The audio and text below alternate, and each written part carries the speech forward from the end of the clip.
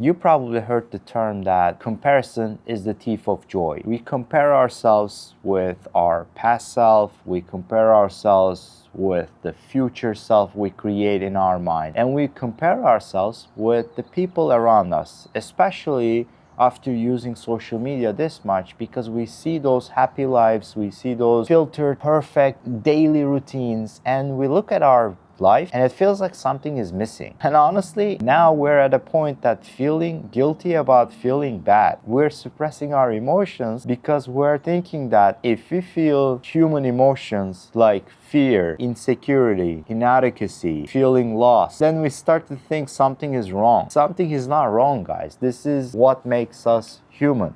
Those emotions, feeling insecure, feeling drained out, feeling not enough. These feelings are a lot heavier right now because I was talking to my father the other day and I was like, Dad, you're 73. And do you notice that people are a lot less happier? Yes, they used to went through a lot more challenges like financial strain. I remember my dad is coming from a family where my grandfather used to repair old shoes and my father never had new shoes until high school. And they were living in a house that their roof was leaking all the time in the middle of the night and they didn't have enough money, but they were happy. And he told me about that story again. And then immediately I started to think, because we're using social media so much more now, we are seeing other lives and we start to create this idea of how life's supposed to be. When that current life doesn't match with our imagination, we're suffering. But if we understand that from the first place, we actually created a hallucination. Literally, we created a life about how life's supposed to be, then we start to perform for a life that is not even real. And this makes us feeling so terrible at this present tense, and we're actually missing out on life, not being with the moment. And this was the thing I noticed after turning 35 a couple of weeks ago. I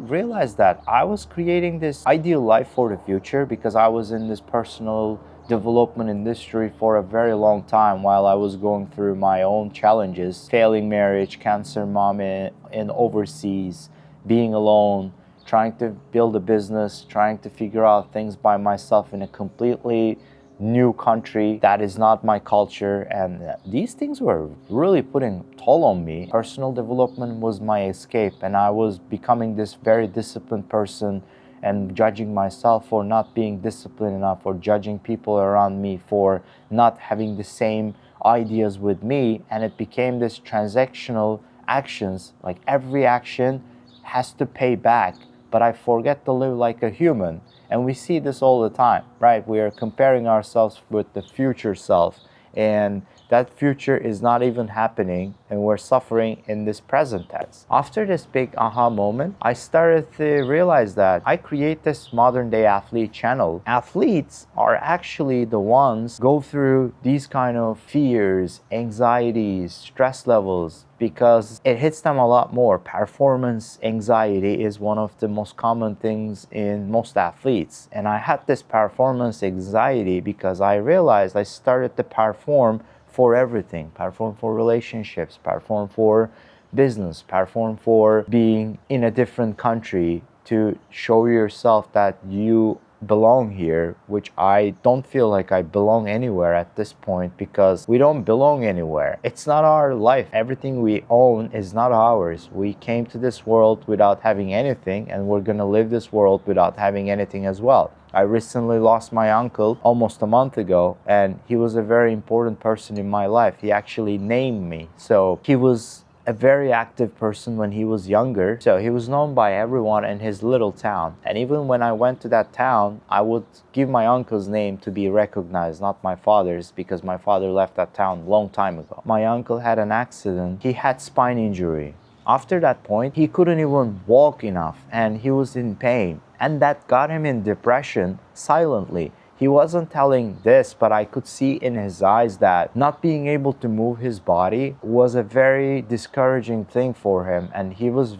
feeling down inside. That slowly ate him alive, and I would see that. Then he decided to get surgery that doctors told him not to get, but he decided to do it, and he couldn't survive from that surgery, and he died. And after his death, this was another huge realization for me, that I would live my life thinking that I will die one day. People usually say we live once. No, we live every day and we die once.